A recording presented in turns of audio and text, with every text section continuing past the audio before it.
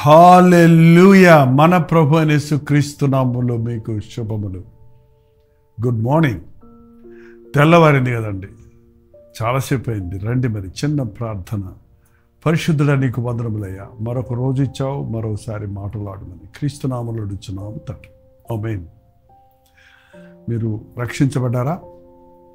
ప్రభువును మీ సొంత రక్షకుడిగా అంగీకరించారా?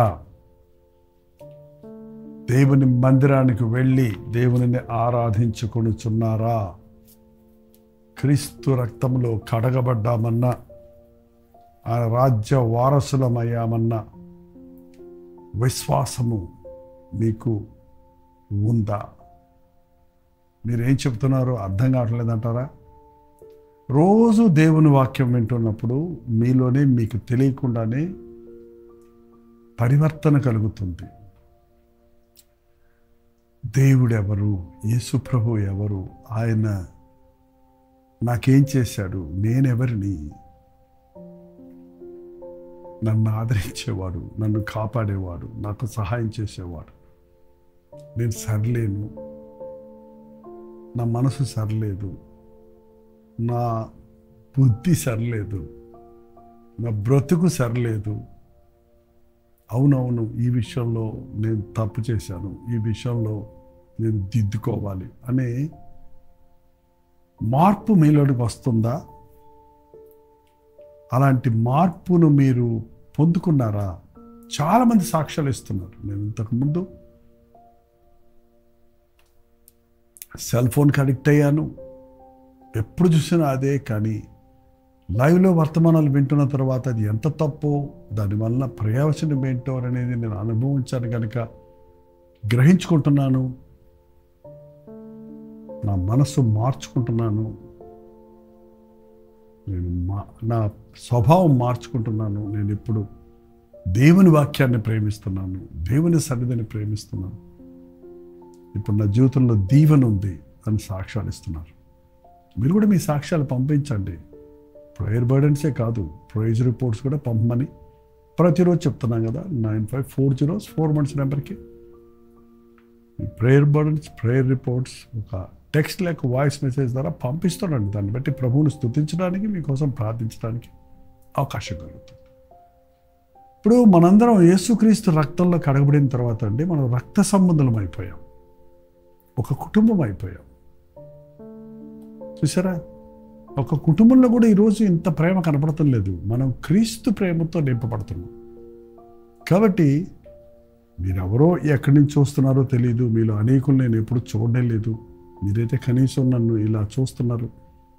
కానీ తెలియని ఒక అనుబంధం, తెలియని ఒక ప్రేమ, ఒక అభిమానం, ఒక భారం, మీకు ప్రార్థించాలని మీ స్థితిగతులు తెలియజేస్తున్నప్పుడు మా సొంత వారికి కలిగినట్లు, సొంత తల్లికి కలిగినట్లు, చెల్లికి కలిగినట్లు, తమ్ముడికి కలిగినట్లు, అన్నకు కలిగినట్లు, తండ్రికి జరిగినట్లు మీ నిమిత్తమై అంత భారంతో ప్రేమిస్తున్నాం. కారణం క్రీస్తు ప్రేమ మమ్మల్ని బలవంతం చేస్తుంది. అసలు యేసు ప్రభు చెప్పిన సందేశాల సారం, బైబిల్లో ఉన్న సారాన్ని గట్టిగా పిండితే ప్రేమ అనే భావం వస్తుందని ఒక గొప్ప దైవజనుడు చెప్పాడు. ప్రేమ అనేది మనకి చాలా ప్రాముఖ్యమైంది. ప్రేమను బట్టే ప్రార్థించేది, ప్రేమను బట్టే పలకరించేది. ప్రేమ మనల్ని పెనవేస్తుంది. ఇది పనికిమాలిన లోక ప్రేమ కాదు, బంధు ప్రేమ కాదు, శరీర ప్రేమలు కావు, దైవ ప్రేమ, అగాపే ప్రేమ. తెస్సలోనికీయులకు రాసిన పత్రికలో 4వ అధ్యాయంలో పౌలు సంఘంతో చెప్తున్న మాట చూడండి. 9వ వచనంలో, సహోదర ప్రేమను గురించి మీకు వ్రాయనక్కర్లేదు, మీరు ఒకరినొకడు ప్రేమించుట దేవుని చేత నేర్పించబడితిరి. ఎలా వచ్చి ఎవరి చేత నేర్పించబడుతున్నావు? దేవుని చేత నేర్పించబడుతున్నావు. ఇంట్లో ఉన్న అన్నదమ్ముల అక్క చెల్లెల మధ్య ప్రేమ బంధం ఉందా? చాలామంది తల్లిదండ్రులు అన్నదమ్ముల అక్క చెల్లెలను ఒకళ్ళొకళ్ళు ప్రేమించుకోవటం నేర్పిస్తారు. ఆ రోజుల్లో, మా రోజుల్లో మా అమ్మగారు ఎప్పుడు కూడా మీ తమ్ముళ్ళ కోసం ప్రార్థన చేయ్యా, మీ చెల్లెళ్ళ కోసం ప్రార్థన చేయ్యా, వారు రక్షించబడాలి, వారి వివాహాలు జరగాలి, వారి ఉద్యోగాలు దొరకాలి, వారు దేవునికి నమ్ముకొని నమ్మకంగా ఉండాలి, అలాగే వాళ్ళకి చెప్పేవారు, అన్నయ్యకి సహాయం చేయండి, దేవుని సేవలో ఉన్నాడు, మర్చిపోకండి, దైవజనుడు మీ అన్నయ్య. ఏంటంటే ఒకరితో ఒకరిని అనుబంధం కల్పించే తల్లి లేక తండ్రి ఈ రోజుల్లో కనపడటం లేదండి. సొంత అన్నదమ్ముల్లో కూడా భేదాలు, విభేదాలు, అసూయలు, పట్టింపులు. అయితే క్రీస్తు రక్తంలో కడగబడిన తర్వాత మనం సొంత రక్త సంబంధుల కంటే క్రీస్తు రక్త సంబంధుల మధ్య ఉన్న ప్రేమ మరింత పూర్ణమైనది, పరిపూర్ణమైనది, పవిత్రమైనది. ఆ విషయం ప్రభు మళ్ళీ మళ్ళీ చెప్తున్నాడు. ఒకసారి యేసు ప్రభు బోధిస్తున్నప్పుడు, నీ తల్లియు నీ సహోదరులను సహోదరులు వచ్చి ఉన్నారు అని ప్రభుతో చెప్తే ఆయన ఏమన్నాడు తెలుసా అండి? గబగబా అమ్మ వచ్చిందని వెళ్ళిపోకుండా, ఎవరు నా తల్లిదండ్రులు, నా అక్క చెల్లెళ్ళు, ఇదిగో నా మాటలు విని దాని ప్రకారంగా జీవించే వేరే కదా. అవును, మనం ఒక విశ్వాసుల గుంపులోనికి వెళ్ళినప్పుడు విశ్వాసులమైన మన మధ్య సహోదరుల భావం కంటే మించిన పవిత్ర బంధం, ప్రేమ బంధం ఉంటుందండి. అదే చెప్తున్నాడు, మనం ప్రభు దగ్గర నేర్పించబడ్డాం. ప్రేమను మనం ప్రేమను మనం చూపించాలి. 10వ వచనం, అలాగుననే మాసిదోనియా అందంతటా ఉన్న సహోదరులందరినీ మీరు ప్రేమించుచున్నారు. సోదరులారా, మీరు ప్రేమయందు మరి ఎక్కువగా అభివృద్ధి పొందుతుండవల్లని. మాసిదోనియాలో ఉన్న విశ్వాసులు నిజంగా ఈ లైవ్లో జూమ్లోకి వచ్చిన తర్వాత అండి, మా జూమ్లో మరి మీరు వస్తున్నారు, ఎప్పుడన్నా జూమ్లోకి వచ్చారా? రండి. ప్రతిరోజు వెళ్ళినంత వరకు జూమ్ ఉంటుంది, మీరు కూడా కలవచ్చు, మనందరం కలిసి మాట్లాడుకోవచ్చు, ముఖాముఖిగా చూసుకోవచ్చు, ప్రార్థించుకోవచ్చు, షేర్ చేసుకోవచ్చు. అది ఆ జూమ్ ఒక టీమ్గా తయారైందండి. అంత అనుబంధం అంటే, ఒకరికి బాగోపోతే అందరూ కలిసి ప్రార్థించడం, ఒకరు సంతోషిస్తే అందరూ కలిసి సంతోషిస్తాం. నూతన వధూవరులు జూమ్లోకి వచ్చినప్పుడు, చిన్న బిడ్డలను తీసుకొని తల్లులు వచ్చినప్పుడు ప్రార్థించారు. మాకు ప్రసవం బాగా జరిగింది, ఇదిగో చిన్న బిడ్డని, రోజుల బిడ్డలను జూమ్లో తీసుకొని చూపిస్తుంటే అందరికీ మా ఇంట్లోనే పుట్టినట్టు సంతోషం జూమ్లో ఉన్న వారందరికీ. ఈ బంధం మన సంఘాల్లో కూడా ఆ బంధం ఉండాలి. వాళ్ళ అనేక సంఘాల్లో ప్రేమ లేదు. ఎవరి మట్టుకు వారు రావటం, ఎవరి మట్టుకు వాళ్ళు పోవటం, ఎవరి ఇష్టానుసారంగా వారు ఉండటం, ఒకరినొకరు క్షమించుకోవటం, ప్రేమించుకోవటం, లేక ఒకరికినొకరు మాదిరిగా తీసుకోవటం అనేది ఈ రోజున బహు అరుదుగా కనపడుతుందండి. పౌలు భక్తుడు నేర్పించాడు ప్రేమ అంటే ఏంటని. ఎందుకంటే పౌలు దేవుని ప్రేమను రుచి చూచాడు. ఆ రుచి చూచిన ప్రేమ బంధాన్ని బోధించాడు. కొరింథీయులకు రాసిన మొదటి పత్రిక 13వ అధ్యాయాన్ని బాగా చదవండి, మెళిమెళి చదవండి. అసలు ప్రేమ అంటే ఏంటో, ఎంత విలువైందో, ఎంత ముఖ్యమైందో మనకు అర్థమవుతుంది. సహోదర ప్రేమ విషయంలో మీకు రాయక్కర్లేదు, మీరు ఒకడినొకడు ప్రేమించుట దేవుని చేత నేర్పించబడి తిరిగి. అలాగే మాసిదోనియాలో ఉన్న అంతటా ఉన్న సహోదరులందరినీ మీరు ప్రేమించున్నారు. సహోదరులారా, మీరు ప్రేమ యందు మరి ఎక్కువగా అభివృద్ధి పొందుచుండవలను.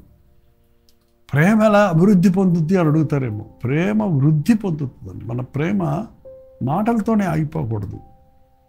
మన ప్రేమ చిన్న చిన్న సహాయాలతోనే ఆగిపోకూడదు. మన ప్రేమ సీజనల్గా ఉండకూడదు. మన ప్రేమ అంతకంతకి క్షమించే ప్రేమ, సహించే ప్రేమ, ఓర్చుకునే ప్రేమ, ఇతరుల సంతోషమందు సంతోషించే ప్రేమ, ఇతరుల దుఃఖంలో దుఃఖించే ప్రేమ, ప్రభువును బట్టి నశించిపోతున్న ఆత్మలను రక్షించాలనే ప్రేమ. మన ప్రేమ పరిపక్వతలోనికి వెళ్ళాలి. మీరు ప్రేమ యందు వృద్ధి చూడడం వల్ల నీవు సంఘమునకు వెలుపట వారి ఎడల మర్యాదగా నడుచుకొనొచ్చు. మీకేమీ కొదువు లేకూడనట్లు మేము మీకు ఆజ్ఞాపించిన ప్రకారం మీరు ఏంటంటే సంఘమునకు వెలుపట ఉన్న వారిని మనం ప్రేమిస్తాం. కానీ నీతిని ప్రేమించేవాడు దుర్నీతిని ద్వేషిస్తాడండి. వారి దుర్నీతిని మనం ప్రేమించలేము. కాబట్టి వాటిని మర్యాదగా చులకన ఎంచకండి, విమర్శించవద్దు. దేవుడు నీతిని ప్రేమిస్తాడు, దుర్నీతిని ద్వేషిస్తాడు. ప్రేమ దుర్నీతి అందు సంతోషించదు అని బైబిల్లో ఉందండి. మరి అదే సమయంలో సంఘము వెలుపట ఉన్నవారిని విమర్శించేవారిగా, తీర్పు తీర్చేవారిగా, చులకన చేసేవారిగా, హేళన చేసేవారిగా ఉండకూడదు. మర్యాదగా వారి పట్ల నడుచుకోవాలి. అంతేకాకుండా మీకు ఆజ్ఞాపించిన ప్రకారం మీరు పరుల జోలికి పోక మీ సొంత కార్యములను జరుపుకున్నట యందు మీ చేతులతో పనిచేయుట యందును ఆశ కలిగి ఉండవల్లని మిమ్మల్ని హెచ్చరిస్తున్నాను. పరుల జోలికి పోక, ప్రేమిస్తానని చెప్పి వాళ్ళని ఊరికే పక్కోళ్ళ గురించి మనం తీర్పు తీరుస్తూ, లేకపోతే వాళ్ళని వెంటాడుతూ, వాళ్ళని కొంతమంది చూడండి ఈగ వాలకుండా చూసుకోమన్నాడటండి ఒక రాజుని. అందుకని ఆ భటుడు ఏం చేశాడు, ఆ రాజుగారి ముక్కు మీద ఈగ వాలిందని ఆ ఈగను చంపబోయి ఆ రాజుగారి ముక్కు పాలగొట్టాడంట. మనం ఇతరులను ప్రేమిస్తున్నాం అనుకుంటూ అనేక సార్లు వారికి హాని చేస్తున్నాం. చూడండి, మనం అనవసరంగా ఇతరుల వ్యక్తిగత విషయాల్లో తలపెట్టకూడదు.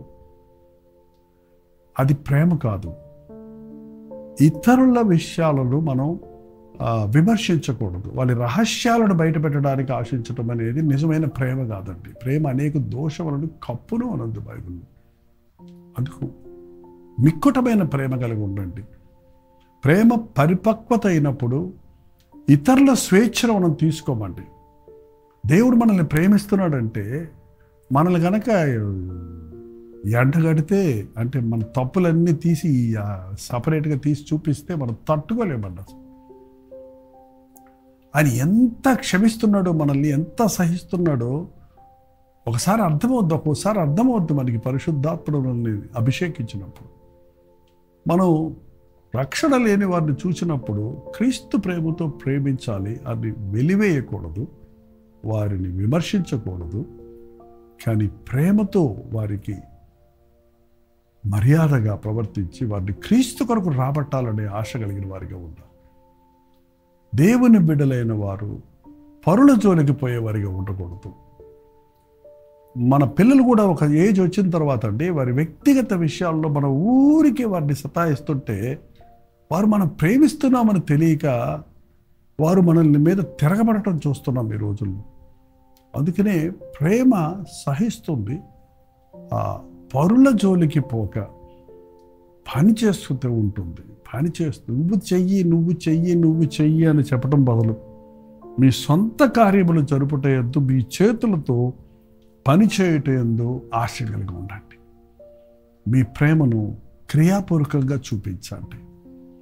మీ ప్రేమను మీ మాటలతో కాదు, నాలుకతో కాదు, క్రియలలో చూపించండి. మీరు అవతల వారు మన ప్రేమను ఎరుగునట్లుగా మన ప్రవర్తన ఉండాలి. వారిని సహించుకుంటే, ఓర్చుకుంటే, మరి ముఖ్యంగా క్షమిస్తే. చూడండి, ప్రేమలో ఉన్న శ్రేష్టమైన ప్రత్యేకమైన గుణం ఏంటంటే క్షమించటం. నేను నిన్ను ప్రేమిస్తున్నాను కానీ క్షమించను అని అన్నావంటే నిజంగా నీ ప్రేమ క్రీస్తు ప్రేమ కాదు. క్రీస్తు మనల్ని ప్రేమిస్తున్నాడు, క్షమిస్తున్నాడు. మనం ప్రశాంతంగా ఈ లోకంలో ఉండాలంటే, ప్రేమతో నింపబడి ఉండాలంటే, క్రీస్తు ప్రేమ, కలువరి శిలువలో ఆయన చూపించిన ఆ ప్రేమ, ఎంతగా మీరు దేవుని వాక్యాన్ని చదువుతారో, ఎంతగా ఆయన శిలువ మరణ పునరుద్ధానాలను ధ్యానిస్తారో, ఎంతగా ప్రభు యొక్క జీవితాన్ని మత్తయి, మార్కు, లూకా, యోహాను సువార్తల్లో చదివి ధ్యానిస్తే, ఎవరితో ఎలా ప్రవర్తించారు, ఎలా స్పందించారో చూచినప్పుడు, ఎంత ప్రేమగా ఒక వ్యక్తిని ఆదరించగలిగాడని చూచినప్పుడు మన జీవితంలో ఆ మార్పు కలుగుతుందండి. నీలో మార్పుకి ముఖ్యమైన కారణం, నువ్వు అంతకుముందు ప్రేమించిన పాపాన్ని ద్వేషిస్తావు. అంతకుముందు ద్వేషించిన విషయాలను, క్రీస్తును, వాక్యాన్ని, ప్రార్థనను విసుక్కున్న, తోసివేసిన, తృణీకరించిన వాటిని ఈరోజు ప్రేమతో స్వీకరిస్తాం. దేవుడు అట్టి ప్రేమను మన కుటుంబాల్లో, మన సంఘాల్లో, మన జీవితాల్లో దయచేయుడు గాక. ప్రార్థన. పరిశుద్ధుడా, ప్రేమగల తండ్రి, ప్రేమ చల్లారిపోతుంది అంచెదినముల్లో ఉన్నావయ్యా. అనేకుల ప్రేమ ఇప్పటికే చల్లారిపోవటం, కుటుంబంలో ప్రేమ లేకపోవటం, భార్యాభర్తల మధ్య ప్రేమ లేకపోవటం, ఈవెన్ క్రైస్తవ సముదాయాల్లో కూడా ప్రేమహీనత కనబడుతుండగా నీ రాకడ సూచనలు మేము గుర్తు చేసుకుంటూ ప్రేమ యందు వేరుపారి స్థిరపడినట్లుగా దేవుని ప్రేమ యొక్క ఎత్తు, వెడల్పు, లోతులు పరిశుద్ధులందరితో కలిసి మేము పరిశీలించినట్లుగా, ఆనందించినట్లుగా నీ ప్రేమతో మా హృదయాలను నింపునాయన. పరిశుద్ధాత్ముడు నీ ప్రేమను మా హృదయములలో కుమ్మరించునన్నమాట ఈరోజు ఈ సందేశాన్ని వింటున్న ప్రతి ఒక్కరి జీవితంలో ఆ గరుకుతనము నుండి, ఆ క్షమించలేని మనసు నుండి, అసూయ ద్వేషముల నుండి విడిపించి క్రీస్తు ప్రేమతో సహించి, ఓర్చుకొని, క్షమించి క్రీస్తును మా బ్రతుకుల్లో చూపించుటకు సహాయం చేయమని క్రీస్తునామములో అడుగుచున్నాను తండ్రి. ఆమేన్. తండ్రి అయిన దేవుని యొక్క ప్రేమయు, కుమారుడైన క్రీస్తు యొక్క కృపయు, ఆదరణకర్త అయిన పరిశుద్ధాత్మ యొక్క సహవాసము కుడి వచ్చిన మనందరికీ ఇప్పుడు సదాకాలము తోడయుండును గాక. ఆమేన్.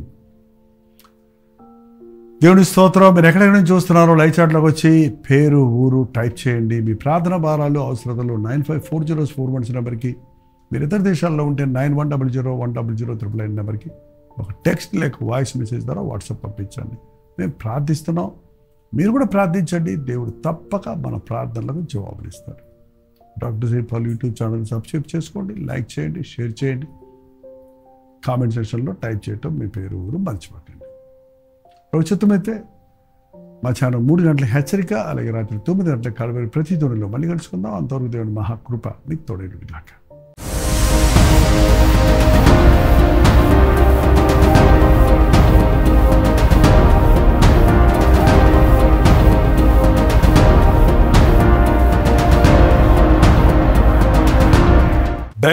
బెంగళూరు పరిసర ప్రాంతాల్లో ఉన్న వారికి శుభవార్త. ప్రవచితమైతే జూన్ 17వ తారీఖున 1 డే గెట్ టుగెదర్ను బెంగళూరులో ఏర్పాటు చేస్తున్నాం. మిమ్మల్ని వ్యక్తిగతంగా చూడడానికి, మీకోసం ప్రార్థించడానికి, దేవుని వాక్యాన్ని అందించడానికి బెంగళూరు వస్తున్నాం. ఈ తారీఖును మీరు గుర్తుపెట్టుకోండి. జూన్ 17వ తారీఖు మధ్యాహ్నం 2 గంటల నుంచి 5 గంటల వరకు, 6 గంటల నుంచి 10 గంటల వరకు 2 సెషన్స్గా ఈ 1 డే గెట్ టుగెదర్ ఏర్పాటు చేస్తున్నాం. రండి, పాల్గొనండి, దైవాశీస్సులు పొందండి. ముఖాముఖి మిమ్మల్ని చూడడానికి, వ్యక్తిగతంగా మీకోసం ప్రార్థన చేయడానికి అవకాశం కలుగజేయండి. చిరునామా గమనించండి. Hudson community centre, CSI compound, opposite to Mitralaya girls high school, near corporation circle, Bengaluru.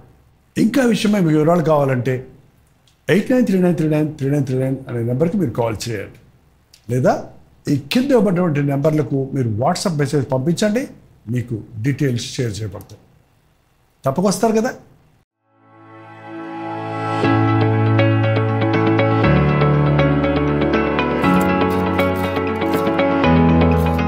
హల్లెలూయా. ప్రభు చిత్తమైతే జూన్ 18వ తారీఖున ఒక 1 డే గెట్ టుగెదర్ను విజయవాడలో చాలా కాలం తర్వాత మీ కొరకు ఏర్పాటు చేస్తున్నాం. ఎన్నో సంవత్సరాలు అక్కడ గెట్ టుగెదర్లు పెట్టాం. మీరందరూ బలపడ్డారు, దీవించబడ్డారు, ఆయా సంఘాల్లో సాక్షులుగా సాగుతున్నారు.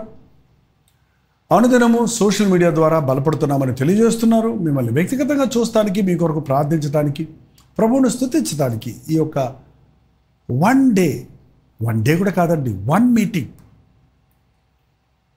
జూన్ 18వ తారీఖు సాయంకాలం 4 గంటల నుంచి 10 o'clock వరకు ఒకే సెషన్గా ఏర్పాటు చేస్తున్నాం. రాగలిగిన వాళ్ళందరూ రండి, ఈ పరిచయంలో పాల్గొనండి. మీకోసం వ్యక్తిగతంగా ప్రార్థించడానికి, మిమ్మల్ని ముఖాముఖిగా చూడడానికి అవకాశం కలిగజేయండి. చిరునామా గమనించండి. The venue convention hall near new government hospital, NTR colony, Vijayawada. ఇంకా విషయమై మీకు వివరాలు కావాలంటే ఈ క్రింద ఇవ్వబడినటువంటి ఫోన్ నెంబర్కి మీరు కాల్ చేయండి, మీకు లొకేషన్ షేర్ చేస్తారు. తప్పకొస్తారు కదా. మీరు వెల్లుడి, మీరు వెల్లుడి, మీరు వెల్లుడి, మీరు వెల్లుడి అని ప్రభు యేసు సెలవిచ్చెను. సర్వలోకముకు సువార్తనందించుడి. హల్లెలూయా. తణుకు పరిసర ప్రాంతాల్లో ఉన్న వారికి శుభవార్త. తణుకులో ఒక గెట్ టుగెదర్ ఏర్పాటు చేయడానికి మీలో అనేకులు ఎప్పటి నుంచి అడుగుతున్నారు. ప్రభు చిత్తములో ప్రార్థించి ఇదిగో జూన్ 19వ తారీఖు బుధవారం మధ్యాహ్నం 2 గంటల నుంచి 5 గంటల వరకు, 6 గంటల నుంచి 10 గంటల వరకు 2 సెషన్స్గా ఈ 1 day get together BVR function హాల్లో ఏర్పాటు చేస్తున్నాం. చిరునామా గమనించండి. బీవీ రావు ఫంక్షన్ హాల్, నెక్ function hall, opposite to D Mart, bypass road, Tanuku. ఇంకా విషయమే మీకు వివరాలు కావాలంటే 8939393939 నెంబర్కి మీరు కాల్ చేయొచ్చు. క్రింద ఇవ్వబడినటువంటి వాట్సాప్ నెంబర్లకు మీరు వాట్సాప్ మెసేజ్ పెట్టచ్చు, లేదా ఈ క్యూఆర్ కోడ్ స్కాన్ చేసుకోవచ్చు. తప్పకొస్తారు కదా. సర్వలోకముకు సువార్తనందించుడి. సర్వ సృష్టికి యేసుని ప్రకటించుడి.